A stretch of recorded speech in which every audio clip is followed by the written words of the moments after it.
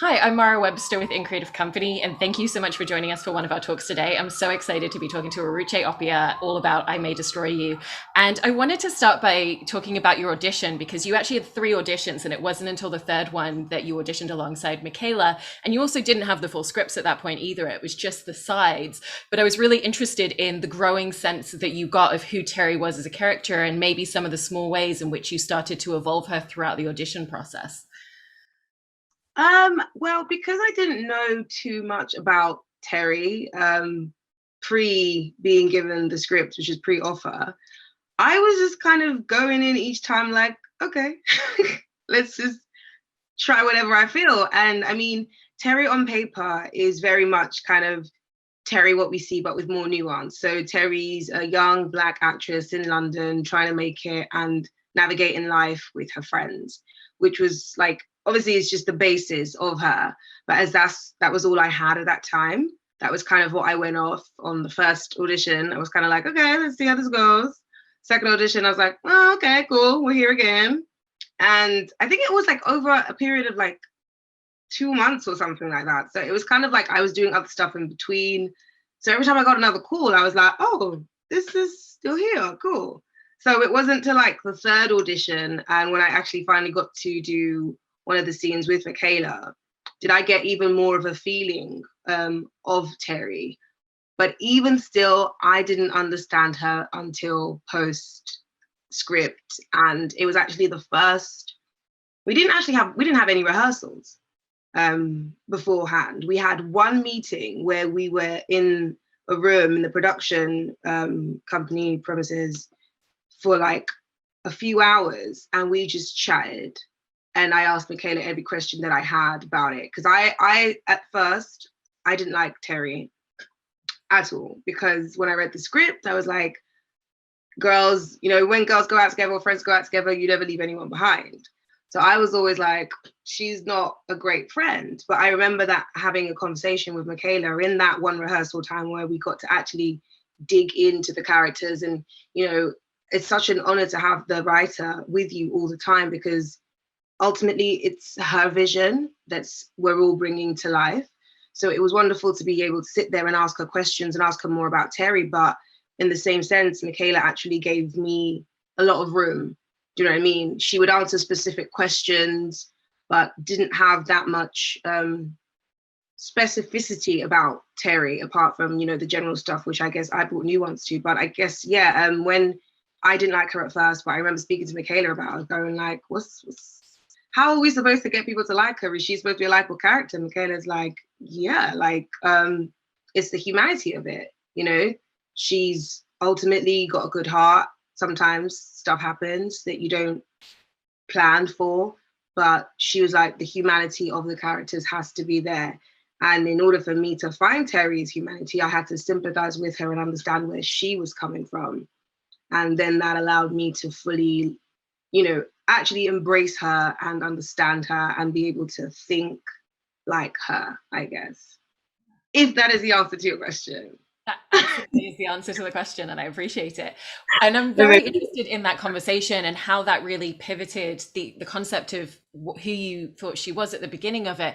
And in particular, Yeah. because you're playing Terry through this journey in which she knows that, you know, her decisions and her choices had an impact on Arabella that night, but nothing is really said for quite a while throughout the season. But she's Yeah. obviously aware of it. And there's a lot of small inflections that when you go back and revisit the episodes that you see in your performance. And so I Yeah. wanted to ask about the way in which you really wanted to weave that in as such an internal journey in her before it's even discussed and said out loud. I mean, I think it's kind of like how when you know you've done something wrong and the other person doesn't know. And I think, especially in the moment where that episode where I can't remember what episode it was, where she starts to piece together that something's actually happened, especially stemming from the restaurant scene. So I guess it was also a process of trying to figure out how to navigate it. I mean, she could have confessed right at the beginning and said, I told him, but she didn't know what to do at that point. And I think that's kind of reflective in real life, you know. So I think by her not admitting from the beginning, she did as much as she could to make sure her friend was okay.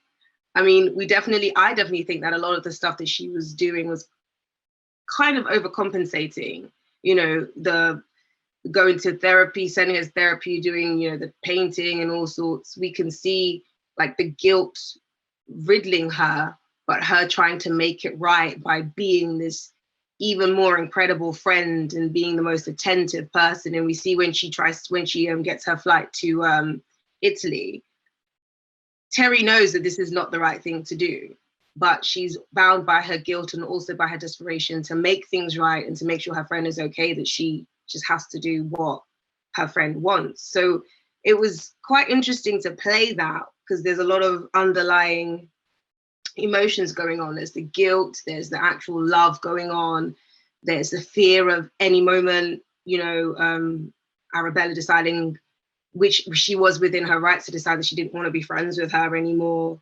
And obviously she's dealing with her own issues as well at the same time. There was like so many emotions under it. And I guess I just kind of was able to focus on each episode and be like, okay, what's the objective here? What are we trying to do in this moment right now? Is this guilt speaking, or is this desperately one helping her? And yeah, I never actually thought about it like that, but there was a lot of underlying stuff going on, you know, under it all. Yeah. Yeah. And you mentioned before that there wasn't really an opportunity to have rehearsals, just that one afternoon of conversations. Once you were on set, was there much opportunity to play around with scenes before you were filming them? Or did you just have to approach it from a very instinctive place and really find it in the moment on camera?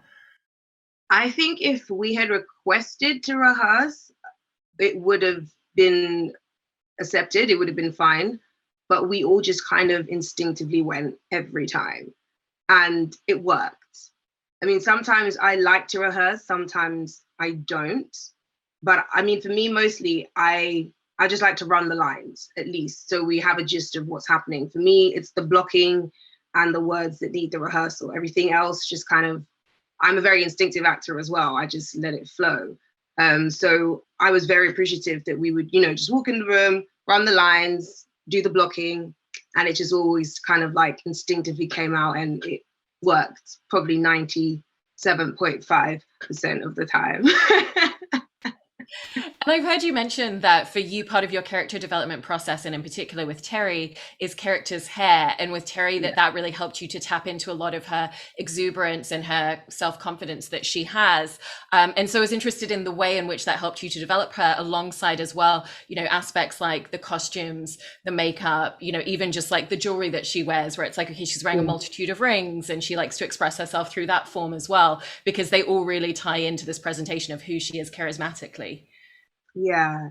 I mean, I think I remember from when I had the first fitting and hair, and it was so, the word symbiotic, the way everything just worked together, because Bethany Swan, who was the hair and makeup designer, it was so crazy because I had thought that I wanted Terry to look different from how I look as Weruche. I don't own a curly wig myself. I've got many girls, but I don't actually have a curly one. So I thought to myself, on my way there, like, you know, to have the discussion about what the character would look like, I was like, I thought she would have curly hair. And I walked into the room and we sit down, and that was the option, one of the options that Bethany had. So I was like, this is Terry. Like, as soon as we put the wig on, it just made sense. And it was like, I didn't feel like myself Weruche. I was then in Terry's body. I was then Terry. And it was the same thing with the clothes as well. I mean, some things I would wear, but some things I wouldn't, because it was just Terry, the exuberance, the young, the youthful look. And Lindsay Moore did a fantastic job as well, where the mood boards were literally exactly what I thought Terry would be like in my head. So yeah, it all contributed to the whole, you know, her larger than life personality. Like you said, the rings, I was like, yeah. I mean, I wear rings anyways, but not as much as Terry. Terry, like boom, boom, boom, boom, boom. And so it was a process for me each time to remove myself from her and, you know, step into this woman's shoes and, you know, just live this large life. I also found that one of the aspects that makes her such a rich and layered character is the fact that she is someone who's got so much self-confidence and then at the same time professionally suffers from obviously like crippling anxiety and stage fright where Mhm. she can't even go into a room sometimes, but still has such a passion for that creativity and for acting that she still steps into the room and still keeps putting herself forward and moving Yeah. through it. And so I was very interested in the way in which you explored a character and created such juxtapositions between, you know, who they can be in one moment, but the fact that underneath that confidence is a whole other myriad of emotions going on. Yeah, I mean, I'm sure most people have heard of the term imposter syndrome, which is something that a lot of us, I think everyone actually, not just in the creative world, but I think sometimes in the creative world more because we have less structure sometimes. So I definitely know about imposter syndrome. I've experienced it a few times where I'm in a room and I'm like, I don't know what I'm doing, or I haven't acted in a minute and I'm like, I don't think I can act anymore. That was so rubbish. Um, but I think it's very prevalent in creatives' lives. As an actor myself, I do have moments of crippling self confidence issues. I mean, I've been always able to push through them. And because I say to myself, I can't be responsible for my failure. So I have to try at least. And if I do it and fail, and that's the only way I've been able to go to auditions and my whole career so far, because I'm like, right, I'm going to go in there. And even if I don't feel 100%, I'm going to do what I can. But I do also understand that some people, it can be that, intense. So I guess I also was able to draw from my own experience, but heighten it to the extent where, she can't go. But I think it's just, how life is sometimes. Nobody knows what anyone's doing. I believe everyone's just like figuring it out every day, like life in general. And we see that with her when when she can, she can. Like I remember the scene where she does the birthday speech at Terry's birthday party. And she's like, I go for many auditions. Sometimes I don't even go in the room. But guess what? I'm buff. And and that's sometimes what we have to say to ourselves in order to keep moving. It's not always going to be how you plan out. Life is never A to B straight line. There will be the zigzags. And I think Terry's the portrayal of Terry and her character journey shows that, the ups and downs of, the confident times, less confident times. I mean, she's so confident enough to have this wild sexual encounter in another country, but then she can't go into a room and say some lines. And I think that is just, it just comes with lives, the peaks and the troughs. So yeah, I think that definitely was interesting and very colorful to play that juxtaposition, which we all know. I mean, yeah, the things of where people say, oh, when you have giving talking in public to imagine everyone naked, everyone's got their little their little anecdotes that help them. So yeah, it was interesting to play that, to show the two sides and that struggle that we all face as human beings. Sometimes we know what we're doing, sometimes we don't, and you just got to roll with it and keep it moving, really, I think. One of the other juxtapositions that the show really explores in such a great way as well is just that fact that sometimes the darkest moments can also bring the most humoristic moments, because it really pulls the extremities of like emotions and just chemical balances within your body as well. Yeah. Was that something that there were any conversations about in terms of making sure that it always had that mix of tones even within singular scenes, or was it really just the genesis of what Michaela had written on the page where it came from for everybody? The genesis of what Michaela had written on the page. I think she wrote it so brilliantly, and the language was already there.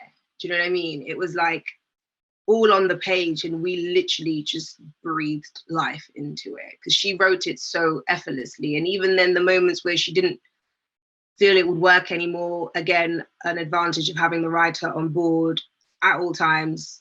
It's just a change, or swap that line, don't say that line, or let's try it this way. But I will say that the skeleton and the foundation was securely there, and we literally just rode the wave. So those moments were so brilliantly written, where yeah, we just moved with it. She wrote it so brilliantly, and that's what we see. Yeah. And you were bringing up before, the episode in which the two of them go to Italy. And I think that's such an interesting arc for her as a character as well, because we get the opportunity to see the confidence that it inspires in her and how she really holds that experience within herself. And then as she starts to realize that that experience wasn't what she thought on the surface, it then starts to really chip away at her feeling of self-worth and self-value. And I thought that you Mhm. explored that really beautifully in your performance. So how were you mapping out kind of where you wanted her to start putting the pieces together and where you wanted her to be questioning it and how it was going to infiltrate her on an emotional level? Again, there was a lot of it done in the script, so I didn't have to do that much work. But I did. I remember filming it and thinking about it. Majority of that episode was just living life, just the enjoyment of it, um, the perks of her best friend being this writer, so they were living their life and whatever. And that also influenced the fact that she was like, you know what, I'm in a different place, different, environment. And she just kind of went off and did her thing. But the moment, I think, and the player on it was more about the thought of the power struggle between her and that situation, where we all see where she thought she was in charge. It was her decision, she believed, to embark on this experience. And then the later on of it, which I mean, we see as well when she's like texting Kwame, boasting about, oh yeah, I'm a bad bee and whatever. And so we see that, almost celebration in her feeling empowered to seeing the guys outside. And it's almost like we see that struggle physically. And for me, that was one of the scenes where I was very conscious and wanted to do my best to show that conflict within her. I guess it did come across, but it was very much in the script, because I remember asking Michaela about that particular scene and the bit where she sees the guys, and it was like, how much did she enjoy that experience in order to show how affected she was by the revelation of it. And Michaela did say that, she was empowered by it, but then when she sees it goes off, it's just that complete opposite end of the whatever that thing's called.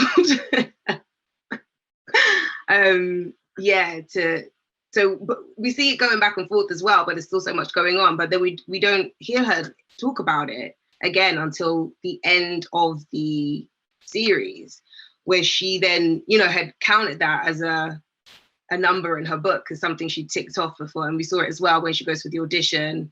It wasn't a thing that she really thought about much, because she just put it aside. But then I guess as she watched Arabella delve deeper into her own experience and her own trauma, did she then start to realize that, hold on, I don't actually know if that experience was right. I don't know if my consent was completely given. And then we also see when she goes on the date with Kai, where he's like, yeah, nah. So it's just something that, I think she had put at the back of her mind. But again, because Arabella was in this place where she was, delving deep in her experience, and Terry being around her all the time, I guess it kind of rubbed off of that, forgotten the word I wanted to say, but that, introspect and, to look inwards and see what's going on. I guess, she'd have to do that as well. And then we see that, going on throughout the end. I don't know if I answered the question or if I went off on one. Yeah. I also think it sounds so meaningful that in the shooting of that scene, that Michaela was immediately open to having conversations with you and finding a way to film that you would feel comfortable with from your perspective as well. And that it was actually done with a body double and an intimacy coordinator, Ita O'Brien. And I think it's really wonderful from the sound of it as well that, Ita and Michaela were even though there was a body double, that they still had conversations about what the scene was going to look like, what the blocking and the choreography of it was going to be, so that you knew exactly how your character was being represented in that moment. And so I was very, very interested in those conversations that you all had together to bring that together in a way that you felt really comfortable with that scene, and also what that meant to you to be working with creative collaborators, that took your personal feelings into effect so much. I can't lie, I was shocked. because I didn't know that there was this level of care and concern, and I didn't think there was that level of care or concern, or there would be, for me as an actor deciding not to do that scene by myself. I do know that when I first heard of the sex scene, that was my initial thing was, that's because I'm not comfortable doing sex scenes on television or whatever. So I was like, I'm not going to do it unless they can, rewrite it or whatever. But I'm also conscious that, it's for the story. So I did understand if I got a call back and said, no, we're going to go with another option, I wouldn't have been mad, because obviously it needed to be told for the story. So I had my own beliefs, obviously standing to my guns and doing what was comfortable for me. And I was very impressed that there was accommodation made for me. So I had the opportunity to pick my body double, and they were like, we're going to send you some options over. What do you think of these ladies? And I was like, okay, cute. Everyone's looking cute. I was like, yeah, this is nice. And we picked the most amazing young woman who was brilliant and very open to, to learning more about it. So I was on set, and, they would show all that was happening, and I don't know if I met Ita before. No, I hadn't met Ita before, because only the people in the scenes had rehearsed with Ita privately. So when we came on set, Ita did come on set, introduce herself to me, and said to me, so this is what's going to happen. I'd love you to watch and make sure that you're happy with everything. And I didn't expect that. So I was very glad and very, I can't speak English anymore. I was quite satisfied with that. I was very happy with the fact that I was taken into consideration, because yes, it was my character being represented, and a lot of people did think it was me. I got some odd phone calls, even still saying, is that just? And I'm like, no, it wasn't me. So they did such a brilliant job, because, we still had to tell the story. But it was something that I didn't know was available, didn't know was done in the industry, to allowing me to feel comfortable enough to still carry on with the project, but also making sure that everybody else was comfortable as well. And we were all happy at the end of it. It was like the most incredible conflict resolution. Not that there was conflict, but, everyone was happy at the end of it. And I remember walking away that night thinking, that's brilliant. Nobody feels compromised. Nobody feels, unsafe, because it was always constantly checking, are you okay with this? Are you happy with this? Is this good? Are you comfortable? And, we had the opportunity to say no, because I think there were one or two things where I was like, I'm not sure about that. And they're like, okay, we can work around that. And arrangements were made. And at the end of it, everyone was happy. And I think it was a brilliant thing. And I think it should be an industry standard, really. And so, they did a brilliant job with making sure everyone was cool with these intimate scenes. I also really appreciate the way that you've talked about having conversations with your team about, ensure that you're not going to become pigeonholed within the industry, the types of roles that you want to take, but also certain roles that you're not interested in pursuing as well. And how do you feel that those conversations have really helped you to navigate your career on your own terms? It was an essential and it was a much needed conversation that needed to be had, because I think that I now know, I've always known where I wanted my career to go and the roles I wanted to play. And being able to speak to my team, my agent, Emma Higginbottom, Curtis Brown, she's brilliant. And we had this conversation almost from the get when I signed with her. And I was like, she's like, what the kind of work do you want to do and whatever. And so when I had finding, I think, a team that believes in you and understands your vision for yourself is also very important. So I happen to be with an incredible team that know the kind of work that I want to do, and understand that there will be things I will say no to, which, a lot of people may not, but ultimately, we're doing this together and this is the journey. And I think once we believe in it, then I definitely can do work that I like, that I will shine, that I will thrive in, and that will result in success for the whole team. So, I was a bit worried, I can't lie, when I had that conversation, because of the content that had been available in the UK previously. I did know that I might have struggled a bit. So when I did have that conversation, I was like, yeah, I'm going to, remove myself from majority of the roles that were available for Black women at that time anyway. Glad to know that things are not the same anymore. I have seen a plethora of new kind of roles for Black women here and in the States. So that was definitely a good shout, on my opinion, on my side, I think. And I'm glad my team understood it and were able to, filter out the work that they could, show me and ask me if I was interested in. And it has allowed me to definitely carve my path. And so I know what I want to do and how I want my career to go. Yeah. And with the experience of playing Terry on I May Destroy You, how do you feel that you really had the opportunity to evolve as an actor through that experience, from everything that you had the chance to learn working with Michaela and the rest of the team? Definitely for the character itself, it was beautiful to play a multi-dimensional character, because Terry and all the characters, none of them are 2D. We see them as whole people, which sometimes is hard to see on TV. And I think that's why everyone was able to relate to the characters so much. The fact that we could all envision ourselves in these fully rounded characters. So that was a brilliant part. But I think also working with the actors I did, obviously working with Michaela, watching her daily come in and just kill it on multiple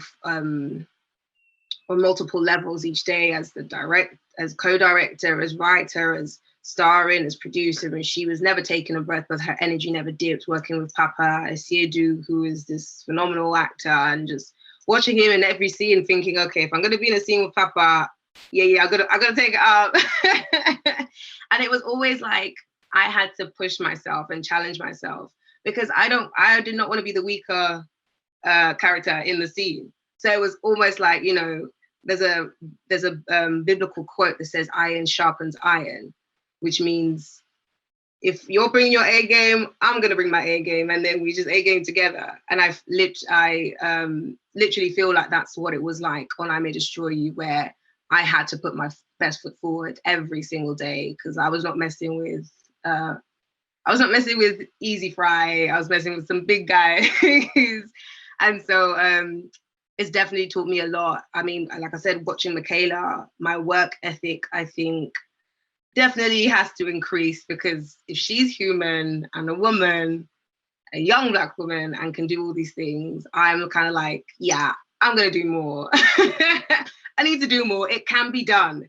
So it was very inspirational working with the entire team, man. I mean, like, again, the accommodations made for the intimate scenes, and it was an all-round wonderful production. Every single part of it just like came together like a jigsaw puzzle, and everybody had a sense of ownership. So where they took it, I can't say for anybody else, but I did take it kind of beyond. I went into work one day when I wasn't filming, because I wanted to meet the girl who plays younger Terry, Lauren Joy.